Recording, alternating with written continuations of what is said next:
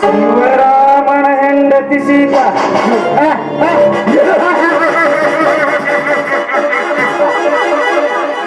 ಆ ಬ್ರಹ್ಮ ತನ್ನ ಬುದ್ಧಿಯನ್ನು ಚಂಚಲಗೊಳಿಸದೆ ನಿನ್ನಂತ ಸೌಂದರ್ಯದ ಸಿರಿಯನ್ನು ತಿದ್ದಿ ಸೃಷ್ಟಿ ಮಾಡಿ ಕಳಿಸಿದ್ದಾನೆ ಈ ಭೂಮಿಗೆ.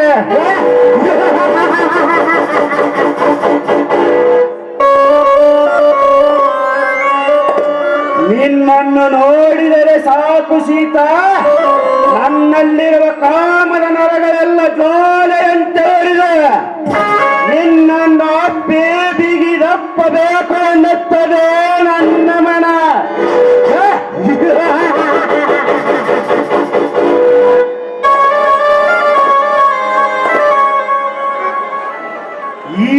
ಆದರೆ ಈ ಶರತ್ರಾಜನ ಕೈಯಲ್ಲಿ ಸಿಲುಕಿದ ಅದೆಷ್ಟೋ ಹೆಣ್ಣುಗಳ ಯೌವನದ ಶೀಲ ಸುಟ್ಟು ಹೋಗಿದೆ ಈ ರಸಿಕರ ರಾಜ ಶರತ್ರಾಜನ ಕೈಯಲ್ಲಿ.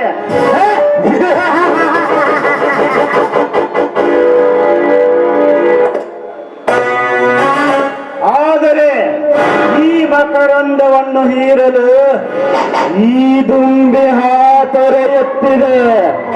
ಬರುವ ಸೀತಾ, ನಿನ್ನ ಗಟ್ಟಿಯಾದ ಶೀಲದ ದಂಡೆಯನ್ನು ಒಡೆದು ನನ್ನ ಕಾಮನಂಜನ್ನು ಬಿಡಲು.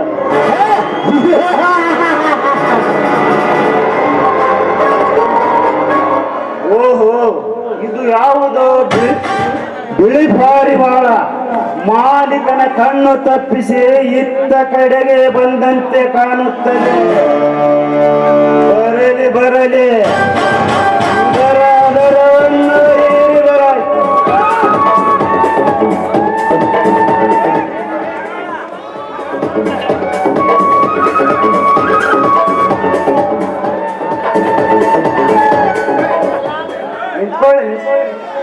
ಮಿಸ್ ಮೀರಾ ಅಂತ. ಮೀರಾ? ವಾಹ್, ವಾಟ್ ಎ ಸ್ವೀಟ್ ನೇಮ್. ತಾವು ಒರಿಜಿನಲ್ ಅಂದ್ರೆ? ನೋಡು ಮೀರಾ, 5 ರೂಪಾಯಿ ಟೀ ಕುಡಿಯಬೇಕಾದರೂ 100 ಸಲ ಯೋಚಿಸಿ ನಮಗೆ ಟೇಸ್ಟ್ ಆದ ಟೀಯನ್ನೇ ಕುಡಿಯುತ್ತೇವೆ. ಅಂದಾಗ ಜೀವನ ಪರ್ಯಂತ ಸಂಸಾರ ಮಾಡುವ ನಾವು ನಿನ್ನ ಮದುವೆಯಾಗದೆ ನಿನ್ನ ಹಾಲಿಗೆ ಯಾರು ಹೆಪ್ಪನ್ನು ಹಾಕಿ ಮುರಿದಿಲ್ಲವೇ ಎಂದು ಕೇಳಿದೆ. ನಾಯಿ ಒಂಟಿ ಹೆಣ್ಣನ್ನ ಅಡ್ಡಗಟ್ಟಿ ನಿಂತ್ಕೊಂಡು ಹೀನವಾದ ಪ್ರಶ್ನೆಯನ್ನ ಕೇಳೋದು ಅಲ್ಲದೆ ನೀನು ಒರಿಜಿನಲ್ ಡೂಪ್ಲಿಕೇಟ್ ಅಂತ ಕೇಳ್ತಿದ್ಯಲ್ಲ, ನಿನ್ನ ತಾಯಿಯ ಶೀಲದ ಹೆಪ್ಪನ್ನ ಮುರಿದುಕೊಳ್ಳದೇನೆ ನಿನ್ನ ತಂದೆಗೆ ಕೊಟ್ಟಿದ್ದಾಳೆ ಅಂತ ಗ್ಯಾರಂಟಿ ನಿನಗಿದ್ಯಾ?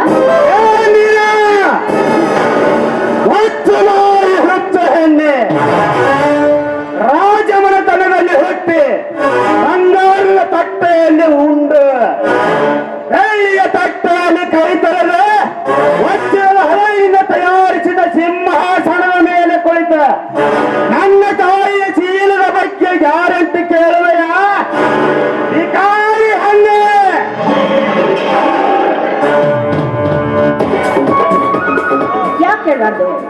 ಯಾಕೆ ಕೇಳಬಾರ್ದು ಮಿಸ್ಟರ್ ಶರತ್?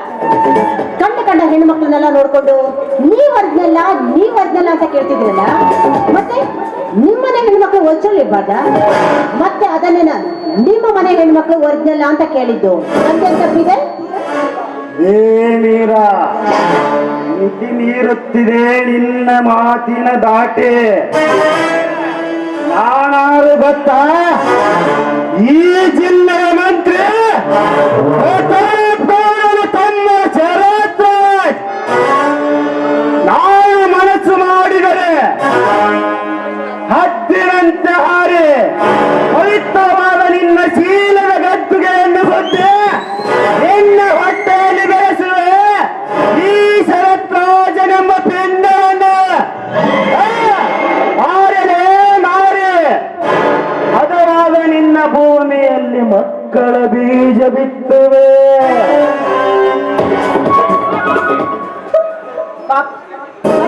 ಹೆಣ್ಮಕ್ಳ ಹೊಟ್ಟೆಯಲ್ಲಿ ಬೀಜ ಬಿತ್ತಲು ಹೋಗಿ ನಾಳೆ ನೀನು ಮದುವೆ ಮಾಡ್ಕೊಳ್ಳೋ ನಿನ್ನ ಹೆಂಡತಿಗೆ ಬೀಜ ಇಲ್ಲದಂತಾಗಿ ಬೇರೆ ಹತ್ರ ಹೋಗ್ಕೊಂಡು ಯಾರಾದ್ರೂ ಬೀಜ ಕೊಡಿ ಅಂತ ಅಲೆದಾಡೋ ಪರಿಸ್ಥಿತಿ ಬರ್ಬೋದು ಆ ನಿನ್ನ ಹೆಂಡತಿಯ ಸ್ಥಿತಿ.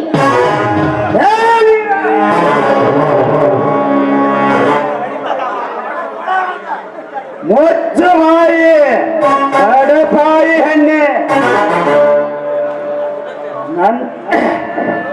ಗರುಡ ಗಂಬದಂತೆ ನನ್ನಲ್ಲಿರುವ ಗಂಡಸ್ತನ ಕಲಿಸುವಂತೆ ಐತೆ. ನೂರಾರು ಹೆಂಗಸರಿಗೆ ಮಕ್ಕಳ ಸಂತಾನ ಭಾಗ್ಯ ಕೊಟ್ಟ ಭಾಗ್ಯವಿಗಾತ ನಾನು ಅಂದಾಗ ನನ್ನ ಹೆಂಡತಿಯಾಗಿ ಬರುವವರು ಇನ್ನೊಬ್ಬನ ಸುಖ ಬಯಸುವ ಎಂದು ಹೇಳುವೆಯ ಪೆದ್ದ ಹೆಣ್ಣೆ. ಮುಗೀತು ಮೀರಾ ನಿನ್ನ ಶೀಲದ ಋಣ. ಶರತ್ರಾಜ್ ನಿಲ್ಲು. ನೋಡಿ, ನೀವು ಸಾಕಷ್ಟು ಶ್ರೀಮಂತರು, ನಾವು ಬಡವರು, ಮೇಲಾಗಿ ನೀವು ದೊಡ್ಡ ರಾಜಕೀಯ ವ್ಯಕ್ತಿಗಳು. ನೀವು ಮನಸ್ಸು ಮಾಡಿದ್ರೆ ನನ್ನಂತ ಹೆಣ್ಮಕ್ಳ ಶೀಲವನ್ನ ಹುರಿದು ಮುಕ್ಕಿ ಬಿಡಬಹುದು. ಅದು ದೊಡ್ಡ ಮಾತಲ್ಲ. ಅದಕ್ಕೆ ನಾನೊಂದು ನಿರ್ಧಾರಕ್ಕೆ ಬಂದಿದ್ದೀನಿ. ನಿರ್ಧಾರ? ಯಾವ ನಿರ್ಧಾರ? ನೋಡಿ, ನೀವು ಕೊನೆವರೆಗೂ ನನ್ನ ಕೈ ಹಿಡಿದು ನನ್ನ ಜೀವನ ಸಂಗಾತಿ ಆಗ್ತೀನಿ ಅಂತ ಹೇಳಿದ್ರೆ ನಾನ್ ನಿಮ್ಮನ್ನೇ ಪ್ರೀತಿಸಿ ನೀವು ಕರೆದಾಗಲೆಲ್ಲ ಬಂದು ಸುಖ ನೀಡುವೆ ನಿಮಗೆ. ಈ ಮಾತು ನಿಜಾನ ಮೀರಾ? ಸುಳ್ಳು ಯಾಕೆ ಹೇಳಿ, ನಿಮ್ಮ ಹಣೆ ಅದು ಸತ್ಯ. I love you Sharathraj, I love you.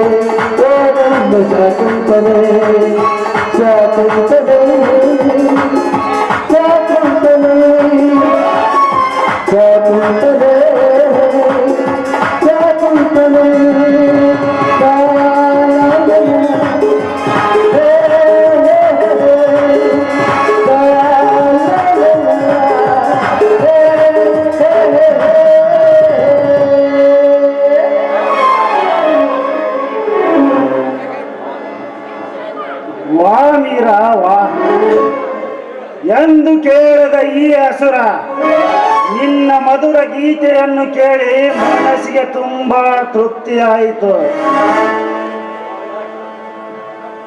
ಆದರೆ ಮೈಗೆ ಮೈ ಟಚ್ ಆದಾಗ ನನ್ನಲ್ಲಿರುವ ಕಾಮದ ಉದ್ರೇಕಗಳು ಸೆಟೆದು ಹಸಿದು ಆತರ ಎತ್ತಿದೆ ನಿನ್ನ ಶೀಲದ ಬುತ್ತಿಯನ್ನು ಉಣ್ಣಬೇಕೆಂದು. ಬಾ ಬೇಸರಕದಲ್ಲಿ ಹೋಗಿ ಮೈಯಲ್ಲಿರುವ ಬಟ್ಟೆಯನ್ನು ಬೆಚ್ಚಗೆದು ಬೆಚ್ಚಗಾಗಿ ತಂಗಿರೋಣ ಬಾ. ಕಾಮದ ಕತ್ತೆ, ನೀನಂತ ಹೊಲಸ ಹಂದಿ ಅಂತ ನನಗೆ ಚೆನ್ನಾಗಿ ಗೊತ್ತಿತ್ತು.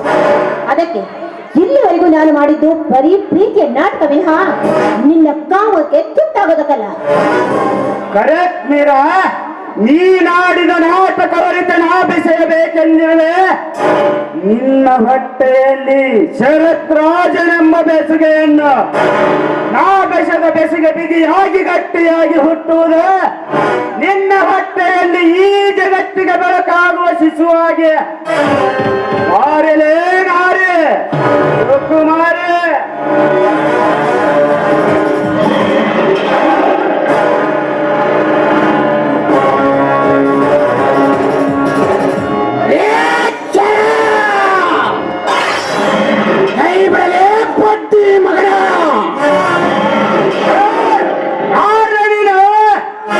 ದೇಶ ಕಾಯುವನಿಗೆ ಸೈನಿಕ ಅಂತಾರ, ರಾಜ್ಯ ಆಳುವನಿಗೆ ನಾಯಕ ಅಂತಾರ, ಎಲ್ಲರ ಹೊಟ್ಟೆಗೆ ಅನ್ನ ಹಾಕುವನಿಗೆ ರೈತ ಅಂತಾರ. ಗಂಡ ಹೆಣ್ಣಿನ ಮೇಲೆ ಕೆಟ್ಟ ಕಣ್ಣು ಹಾಕುವ ನಿಮ್ಮಂತವರನ್ನು ಒತ್ತು ಬುದ್ಧಿ ಕಲಿಸುವ ನನಗೆ ವಿರಾಟ್ ರೂಪದ ವಿರಾಟ್ ಎನ್ನುತ್ತಾರೆ.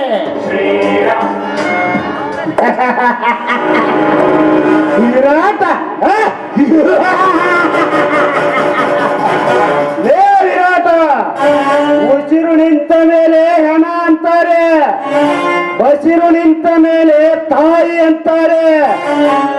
ನಿನ್ನಂತ ವಿರಾಟನ ಎದೆಯನ್ನು ಚೀಳಿ ಅಧಿಕಾರವನ್ನು ಪಡೆದ ಈ ಷರತ್ತಿನ ಷರತ್ತನಿಗೆ ಶರತ್ರಾಜ್ ಅಂತಾರೆ.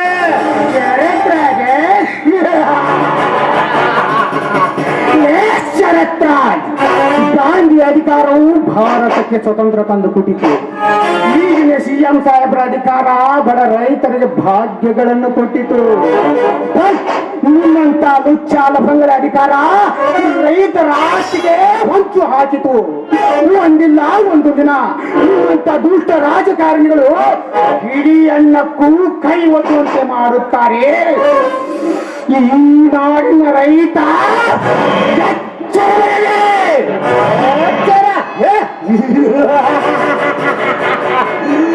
ಎಚ್ಚರ, ಅದು ಈ ಶರತ್ರಾಜನಿಗೆ ಎಚ್ಚರ.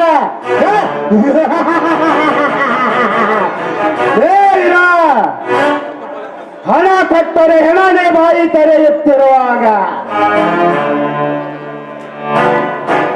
ದುಡ್ಡು ಕೊಟ್ಟರೆ ಅನ್ನ ಅಷ್ಟೇ ಅಲ್ಲ, ಇಂಥ ಹೆಣ್ಣು ಕೂಡ ನಾಚಿಕೆ ಬಿಟ್ಟು ಮಂಚ ಏರುತ್ತಾರೆ. ಅಂದಾಗ ಒಟ್ಟಿನಿಂದ ಈ ರೈತರ ಇಡೀ ಜಮೀನನ್ನೇ ಖರೀದಿ ಮಾಡಬಹುದು. ಅದನ್ನು ಸಾಧ್ಯವಿಲ್ಲ. ರೈತ ಮನಸ್ಸು ಮಾಡಿದ್ರೆ ನೀವೊಂದು ಕೋಟಿ ಕೊಟ್ಟರೂ ಒಂದು ಕಾಳು ಸಹ ಕೊಡಲಾರ. ಆದ್ರೆ ನಿಮ್ಮಂತ ಮಕ್ಕಳು ಬದುಕಲಿ ಅಂತ ಹಣದ ರೂಪದಲ್ಲಿ ಅನ್ನದ ಭಿಕ್ಷೆಯನ್ನು ಹಾಕುತ್ತಾನೆ ಈ ನಾಡಿನ ರೈತ. ರೈತ ರೈತ ರೈತ ರೈತ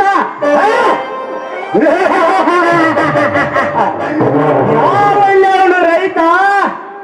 ನಾನು ಕೊಡುವ ಭಿಕ್ಷೆ ಹಣದ ಆಸೆಕ್ಕಾಗಿ ತನ್ನ ಇಡೀ ಆಸ್ತಿಯನ್ನೇ ನಮಗೆ ಬರೆದು ಕೊಡುತ್ತಿದ್ದಾನೆ. ಅಂದಾಗ ನೀನೊಬ್ಬ ಗಂಡಸಾಗದರೆ ಇವಳನ್ನು ಕಾಪಾಡಿದ ಹಾಗೆ ಆ ರೈತನ ಆಸ್ತಿಯನ್ನು ಕಾಪಾಡು. ಆವಾಗ ನೀನೊಬ್ಬ ಗಂಡಸು ಎನ್ನುತ್ತೇನೆ. ಗುಡ್ ಬಾಯ್.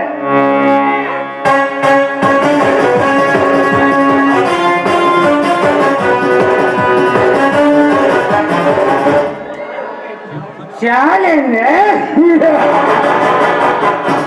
ಈ ವಿರಾಟ ರೂಪ ವಿರಾಟನ್ಗೆ ಚಾಲೆಂಜ್. ಹೋಗಲೇ ಹೋಗು. ನಿನ್ನಂತ ತಿಳಿಗೇಡಿಗೆ ಹೇಗೆ ತಿಳಿಯಬೇಕು ರೈತನ ಮನಸ್ಸು? ಹಣದ ಆಸೆಯನ್ನು ಹಚ್ಚಿ ರೈತರಿಂದ ಹೊಡಿಬೇಕೆಂದ ಆಸ್ತಿಯಲ್ಲಿ ಒಂದು ಸಾಲು ಸಹ ಸಿಗದಾಗೆ ಮಾಡದಿದ್ದರೆ ನನ್ನ ಹೆಸರು ವಿರಾಟನೇ ಅಲ್ಲ. ತುಂಬಾ ಥ್ಯಾಂಕ್ಸ್ ಸರ್. ಸಮಯಕ್ಕೆ ಬಂದು ನೀವು ನನ್ನ ಮಾನ ಕಾಪಾಡಿದ್ರಿ. ನಿಮ್ಮ ಉಪಕಾರನ ನಾನು ಎಂದೂ ಮರೆಯೋದಿಲ್ಲ. ಹಾ ಇರಲಿ. ನಮ್ಮ ಹೆಸರು? ನನ್ನ ಹೆಸರು ಮೀರಾ ಅಂತ. ನೋಡು ಮೀರಾ, ಹೆಣ್ಣು ಹೆತ್ತವರಿಗೆ ಹೊಣ್ಣಾಗಬೇಕೇ ವಿನಃ ಹುಣ್ಣಾಗಬಾರದು. ನಿನ್ನ ಧೈರ್ಯಕ್ಕೆ ಮೆಚ್ಚಿ ಆ ಭಗವಂತನು ನನ್ನನ್ನು ಇಲ್ಲಿಗೂ ಕಳಿಸಿದನು. ಒಂದು ವೇಳೆ ಆ ನೀಚನ ದರ್ಪಕ್ಕೆ ಬೆದರಿ ನೀ ಸೆರಗು ಹಾಸಿದ್ದರೆ ಸಾಯುವವರೆಗೆ ವೇಸಿಯಾಗಿ ತಿರುಗುತ್ತಿದ್ದೆ ಈ ಜಗದಲ್ಲಿ. ಹೌದು ಸರ್, ನಿಮ್ಮ ಮಾತು ನಿಜ. ನಿಜ ಹೇಳ್ಬೇಕಂದ್ರೆ ನಾನು ಮಾನವಂತರ ಮನೆ ಹೆಣ್ಣು ಮಗಳು. ಹೆಣ್ಣು ಒಮ್ಮೆ ಕಾಲು ಜಾದು ಹೋದ್ರೆ ಮತ್ತೆ ಅವಳು ಶೀಲ ಬರೋದಿಲ್ಲ. ಒಡೆದು ಹೋದ ಬಲ್ಪು, ಶೀಲ ಕಳೆದುಕೊಳ್ಳೋ ಹೆಣ್ಣು, ಇವು ಎರಡು ಯಾವ ಪ್ರಯೋಜನಕ್ಕೂ ಬರೋದಿಲ್ಲ ಅಂತ ನನಗೆ ಚೆನ್ನಾಗಿ ಗೊತ್ತು ಸರ್, ಚೆನ್ನಾಗಿ ಗೊತ್ತು.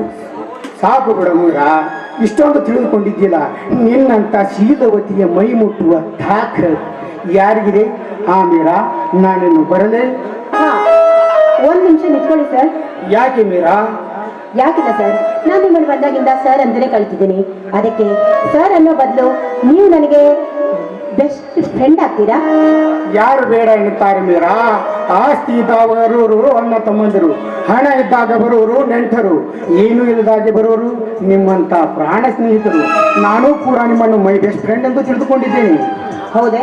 ಹಾಗಾದ್ರೆ ಮತ್ತೆ ನೀವು ಅಳ್ಕೋದು? ಈ ಬೆಸ್ಟ್ ಫ್ರೆಂಡ್ ಕೈ ಹಿಡಿದು ಒಂದು ಹಾಡಾದ್ರೂ ನೀವು ನನಗೋಸ್ಕರ ಹಾಡಬಾರ್ದೆ? ಹಾ, ಯಾರು ಬೇಡ ಎನ್ನುತ್ತಾರೆ ಮೀರಾ? ಹಾಡು.